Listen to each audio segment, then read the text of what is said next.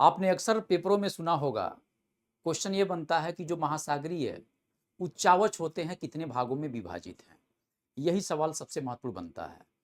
तो दोस्तों, अगर बात किया जाए महासागरीय उच्चावच का, तो जिस प्रकार से महाद्वीपों के ऊपर विभिन्न स्थलाकृतियां निर्मित होती हैं, उसी प्रकार से महासागरों के अंदर भी विभिन्न प्रकार की स्थलाकृतियां पाई जाती हैं। उन्हीं को उच्चावच कहा जाता है। और महासागरीय उच्चावच कुल 4 भागों में विभाजित है। एक आपका महाद्वीपीय मग्नतट होता है, जैसा कि आप देख पा रहे हैं, ये वाला क्षेत्र जो महाद्वीपों का सबसे पहला डूबा हुआ पोर्शन है। इसके बाद एक महाद्वीपीय ढाल होता है, जो स्लोप वाला पोर्शन आप देख पा रहे हैं, ये वाला। इसके बाद एक महासागरीय नितल मैदान होता है, जो पूरा का पूरा क्षेत्र आपको ये दिखाई दे रहा है। ठीक। इसके बाद देखिए, ये कुछ खाइयां हैं जिनको हम महासागरीय खाइयां या गर्त कहते हैं। अगर महाद्वीपीय मग्नतटों की बात कर दिया जाए, सबसे पहला पार्ट है, तो महाद्वीप का पहला डूबा हुआ पोर्शन यही है। यहाँ पर अवसादों का निक्षेपण बहुत ज़्यादा होता है, जीवाश्म दब करके पेट्रोलियम और साथ में कोयला का रूप लेते हैं। इसीलिए खनिज संसाधन के मामले में सबसे समृद्ध क्षेत्र आपका मग्नतट ही कहा जाता है। इसके अलावा अगर बात हो, तो जो बालू बजरी आप निकालते हैं, सब कहाँ से? महाद्वीपीय मग्नतटों से प्राप्त करते हैं। ठीक।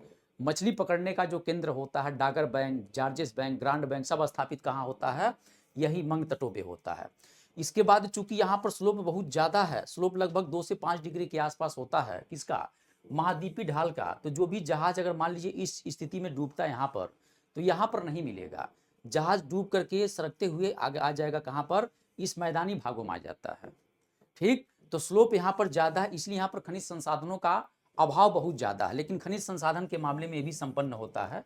अवसादों का भंडार भी यहाँ बहुत ज़्यादा पाया जाता है। और जो भी जहाज डूबते हैं, डूब करके इन्हीं क्षेत्रों में आकर के जमा होते हैं। जीव जंतुओं के कंकाल भी यहीं आकर के जमा होते हैं।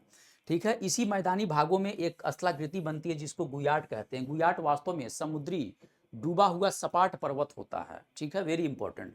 ज्वालामुखी द्वीप भी निर्मित हो जाता है महासागरीय इंतल मैदानों में। इसके अलावा जो चौथा भाग है महासागरीय खाइयाँ, तो आपने सुना होगा ट्रेंच।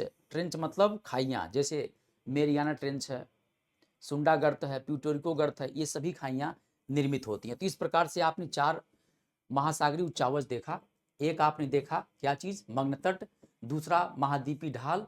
तीसरा महासागरीय नितल मैदान। और चौथा महासागरीय खाइयाँ। जय हिंद, जय भारत।